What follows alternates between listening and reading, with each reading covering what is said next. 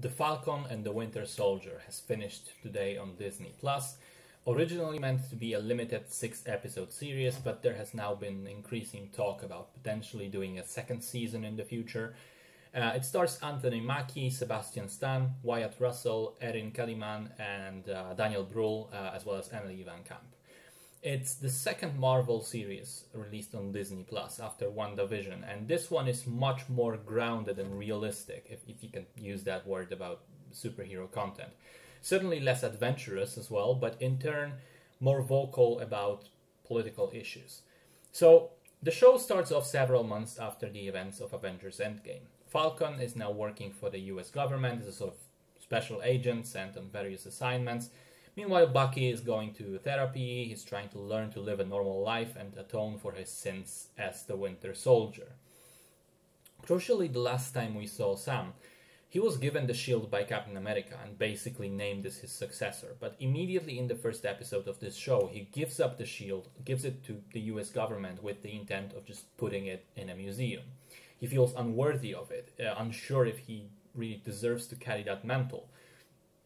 And for the time being, he prefers to just remain Falcon, and he's trying to stop this international group of terrorists called the Flag Smashers. Apparently, there were people who were not snapped by Thanos, and now that all the other people are back, there's this humanitarian crisis, their livelihood and the whole way of life of the last 5 years is threatened. So they try to fight that, seeing themselves as freedom fighters, but really basically being just terrorists. And to make things worse, they get their hands on super soldier serum, similar to the one that Captain America had, which makes them really strong, really durable, and a bigger threat overall.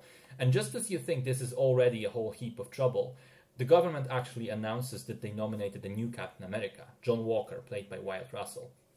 A decorated and accomplished soldier, but someone definitely unlike Steve Rogers, in the sense that he's less guided by his own moral compass and more by the orders given to him, plus the pressure of being this larger-than-life figure.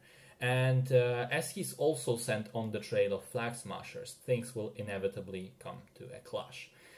So there's quite a lot going on. To be honest, perhaps even a bit too much for just a short 6-episode series. The show at times feels too dense with all the different characters and subplots, and I feel it could have used a little more breathing room, either in the shape of more episodes or less storylines. The three main ones for me are, first of all, what it means to be Captain America, the pressure of the role, the big shoes to fill, the legacy of the famous shield, which in different ways applies to Sam and John. Secondly, there's a strong plot related to racial issues in America, which honestly was unavoidable when dealing with Sam Wilson, a black dude potentially becoming the new captain. And the show, instead of avoiding the issue, tackles it head on. And it goes even deeper, bringing to light some dark moments from American history, like the Tuskegee experiments, which I knew nothing about and learned about them through the show. And really, just go read about that stuff if you, like me, haven't heard about it, because it is kind of terrifying that stuff like that was happening just a few decades ago. And finally, thirdly, those racial issues kind of bleed into the final major storyline, which is the Flag Smashers and the way that they want to represent the small, the poor, the oppressed and displaced, and fight the big governments for what they feel is rightfully theirs. So more of a social injustice. And in some ways, these two plots, the racial issues and the social issues, they do overlap.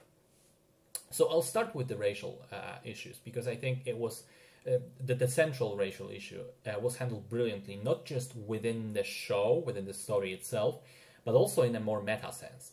I mean, going back to Sam receiving the shield in Endgame, already there were negative comments on the internet. Some were clearly just, racist, saying, how can a black guy be Captain America? Other people had doubts purely about his physical abilities. How can this character handle the pressure of being a super soldier? Others still about his character or history. And there was no doubt in my mind that if the show opened with Sam just being Captain America, there would be a lot of nastiness online. So what they've done instead is have him immediately give it up, present us with an alternative who is very clearly not the right fit for the role, John Walker, contrast him with Steve and Sam, and then have Sam slowly work up his confidence and abilities to be able to take over that role. And by having Walker be the way he is, often unpleasant, arrogant, cracking under the pressure, but also straight up doing some very questionable things, we are immediately made to root against him and for Sam.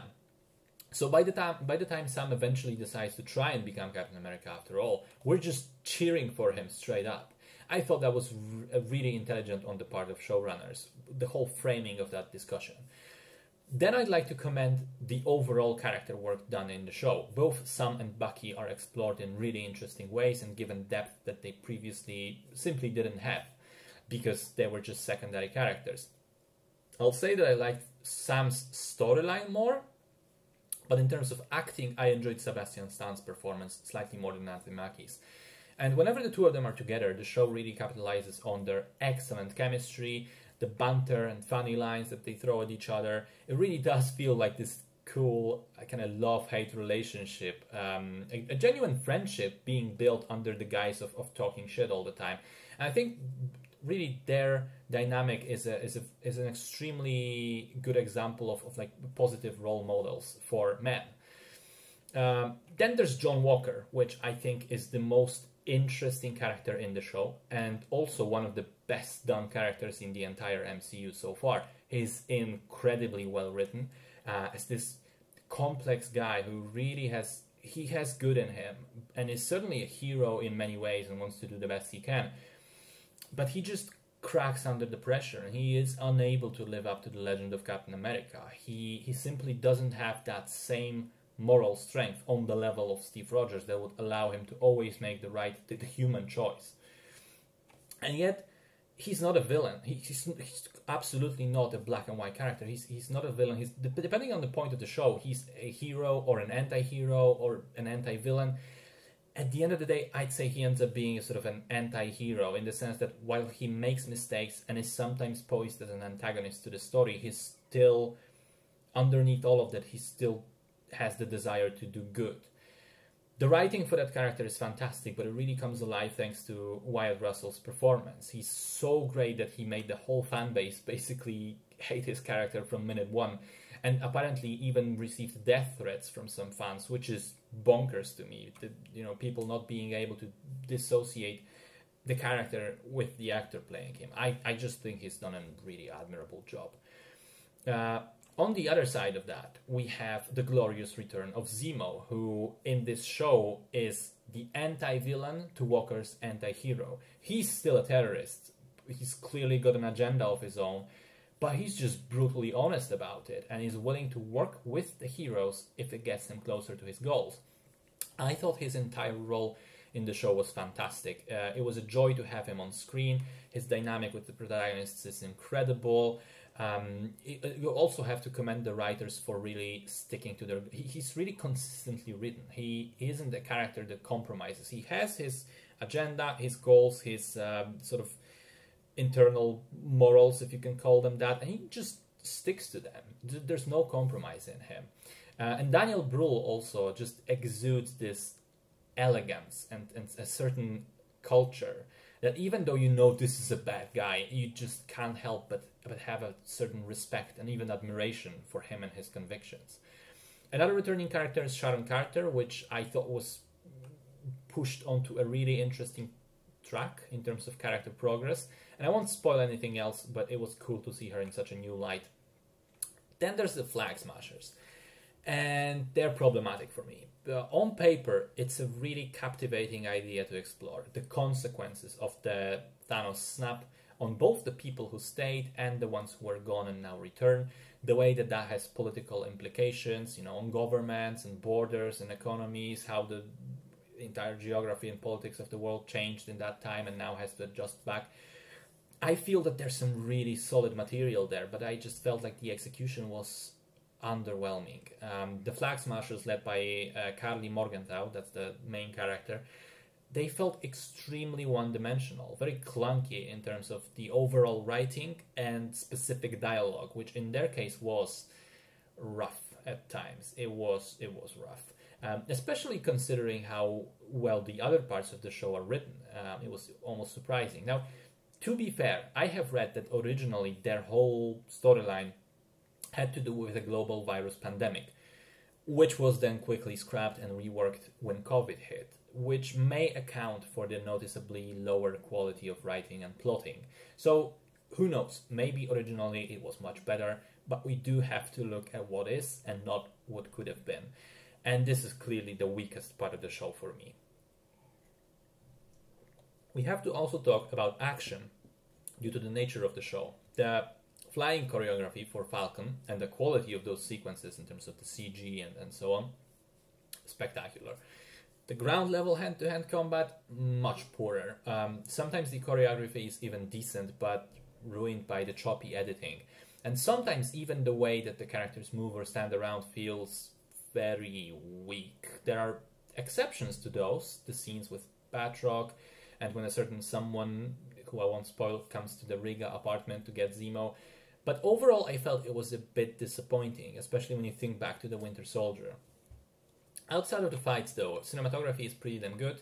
I especially like the episodes taking place in Madripoor, which is this Singapore-inspired kind of cyberpunk crime city, and Louisiana with Sam's family. The latter ones, they just have an amazing vibe with these warm colors and light and the sun. It just made you want to be there just hang out with these guys. Music was really solid, composed by Henry Jackman, who also did The Winter Soldier and Civil War. So we have a bunch of familiar motifs returning. One point about the pacing of the show. It really takes its time to get going. The first 2 episodes are quite slow, and especially the first one, and almost entirely dedicated to just setting up the characters and explaining their backgrounds. And then episode 5 also slows things down quite significantly before the finale. So if you expect non-stop action, that's not what happens. There are moments which are slower as well. And honestly, a lot of them are better for it. With such great chemistry between the characters, it was nice to just spend time with Sam, Bucky, and Zemo. And then final point about the ending. I did feel that the last episode was kind of clunky when it comes to the big set piece and the fights and the climax, but it did nail the character moments, and there is, without saying too much, there's a big speech towards the end, which I was thoroughly impressed by. I thought it was so well written and well delivered, full of just genuine honesty and emotion, that it almost eclipsed some of the weaknesses of that episode for me and made me enjoy the way it ended. And then that little, sort of epilogues showing us what happens to each of the characters in the very end, those were also done in a very satisfying way. So, to kind of sum all of this up, I'll put it like this. It's not perfect. It's not even spectacularly great, but it is a solid show nonetheless. While it promised to deliver spectacular action, first and foremost, I feel that its bigger strengths ended up being the character work and the grander themes explored, with the exception of the flawed Flag Smasher storyline. In my book, the show itself wasn't as amazing as WandaVision at the end of the day, but I did enjoy it nonetheless, and I'm excited to see all of these characters further down the line in the next shows or the movies.